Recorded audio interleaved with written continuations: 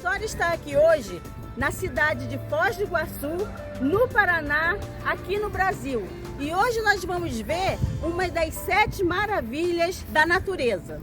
Cataratas do Iguaçu é um conjunto de cerca de 275 quedas de água no Rio Iguaçu, localizada entre o Parque Nacional do Iguaçu, no Paraná, no Brasil, e o Parque Nacional Iguaçu em Misiones, na Argentina, na fronteira entre os dois países. Ao longo de 2,7 quilômetros do Rio Iguaçu, algumas das quedas individuais têm até 82 metros de altura, embora a maioria tenha cerca de 64 metros. Apesar do território brasileiro abrigar mais de 95% da bacia do Rio Iguaçu, 2/3 das cataratas ficam em território argentino. Cerca de 900 metros dos 2,7 quilômetros de comprimento não tem água que flui sobre ele. A borda da tampa de basalto recua cerca de 3 milímetros por ano. Gente, descemos do ônibus e agora nós vamos fazer a trilha para chegar até as cataratas. Vem comigo!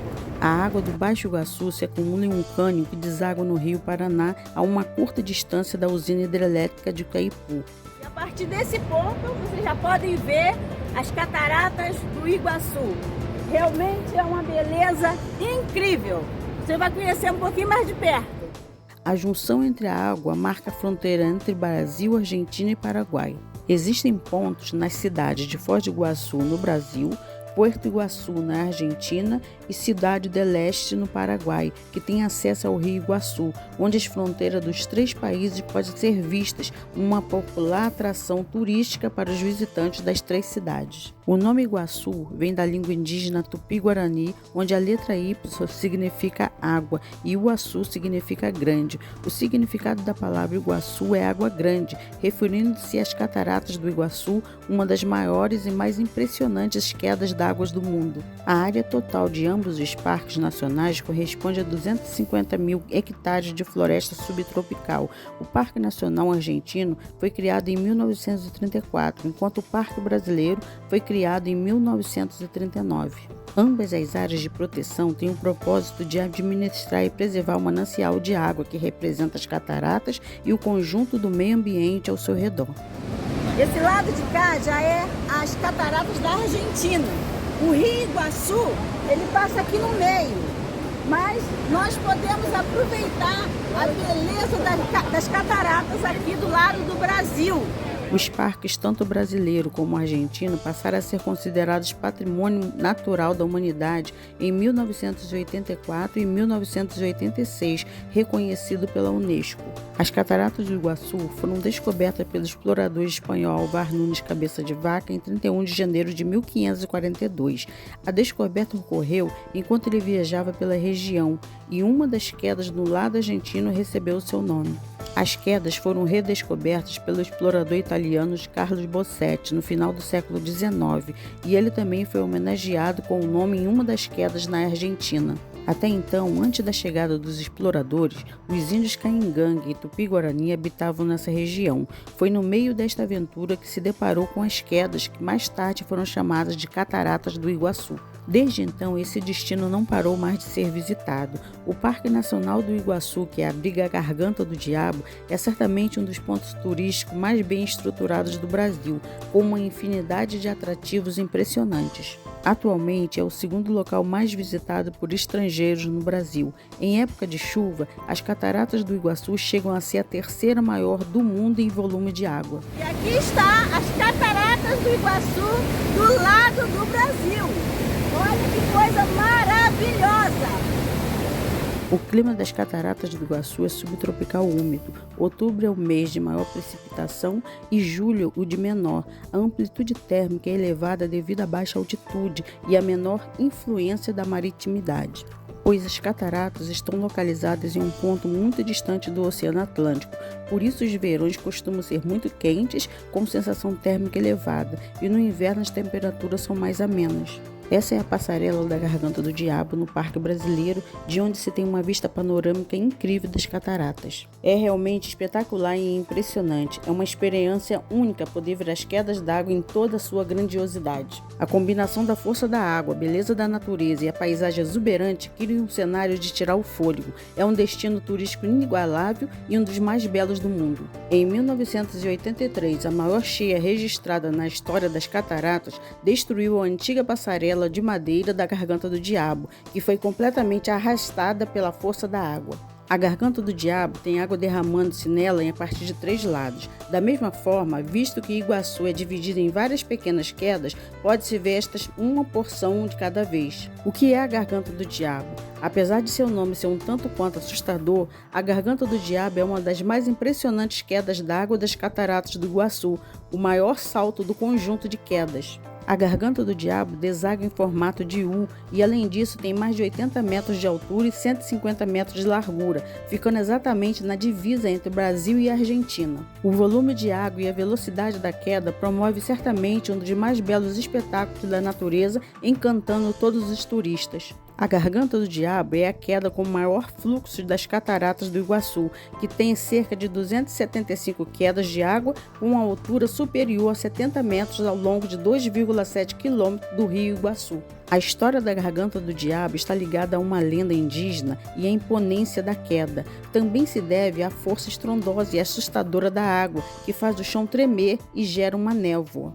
As lendas e mistérios que cercam as cataratas do Iguaçu não são de hoje, são lendas culturais de séculos passados das tribos indígenas que aqui viviam. Uma lenda tupi-guarani detalhada e rica em elementos culturais e mitológicos explica o surgimento das cataratas do Iguaçu.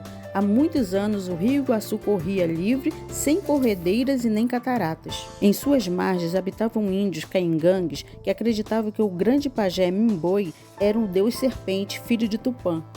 Ignobe, cacique da tribo, tinha uma filha chamada Naípe, que iria ser consagrada ao culto do deus Mimboi, divindade com a forma de grande serpente. Nessa tribo, a filha do cacique era considerada a mais bela de todas as mulheres e sua beleza era capaz de parar as águas do rio.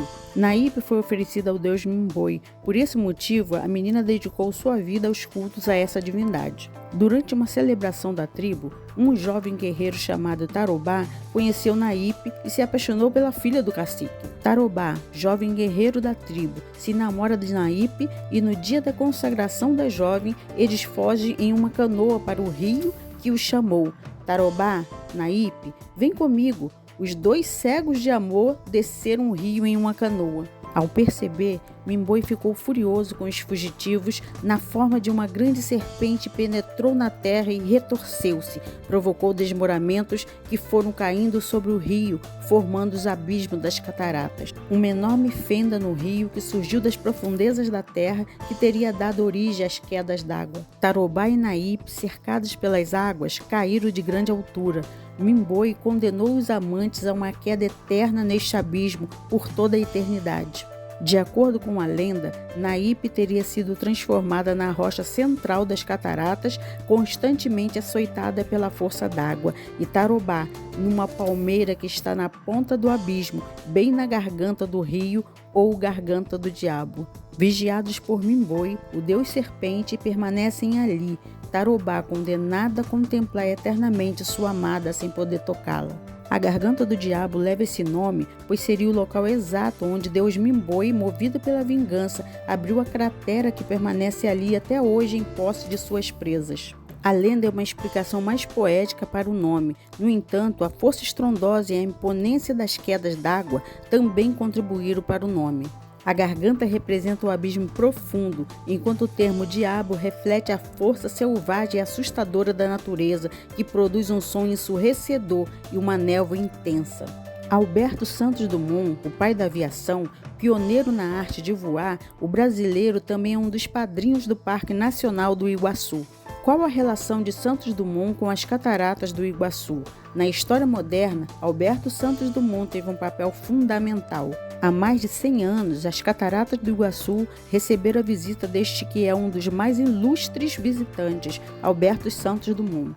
Impressionado com o que tinha visto e inconformado por se tratar de uma propriedade privada, Dumont decidiu que deveria fazer algo.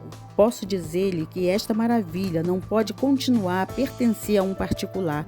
Eu vou a Curitiba falar com o governador do estado do Paraná para providenciar a desapropriação das cataratas. Foram 6 dias de viagem a cavalo até Guarapuava. De lá seguiu de carro e de trem até a capital do estado. No dia 8 de maio de 1916, foi recebido por Afonso Camargo, a quem sugeriu a desapropriação da área e a criação de um parque. Cerca de 3 meses depois, era assinado o Decreto 6.503, de 28 de julho de 1916, que desapropriava os 1.008 hectares de Jesus Val, o uruguaio então proprietário da área, para a criação de um parque. Um passo crucial para a criação do Parque Nacional do Iguaçu, que foi posteriormente criado pelo governo federal em 1939. Por sua atitude visionária, Santos Dumont é considerado padrinho ou patrono das cataratas. Sua iniciativa foi fundamental para o desenvolvimento do turismo sustentável na região. Santos Dumont, que ficou encantado com a maravilha mundial da natureza, com sua influência, fez parte da história dessa unidade de conservação. Em 1979, uma estátua de Santos Dumont foi inaugurada perto do local que ele visitou em 1916. Como reconhecimento, Santos Dumont possui uma praça no Parque Nacional do Iguaçu com uma estátua de bronze dele em tamanho real, localizada no final da trilha das cataratas. Aqui é uma estátua de Santos Dumont. Ele foi o idealizador do Parque Nacional do Iguaçu.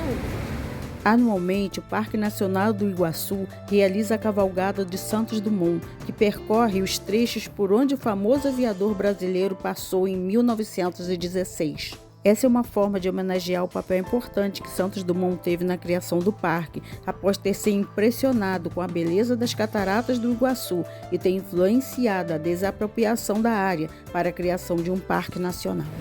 Bom, gente, por hoje é só. Mas não esquece de deixar o seu like no vídeo, se inscrever no canal, apertar o sininho e compartilhar, porque a história está aqui. Beijos!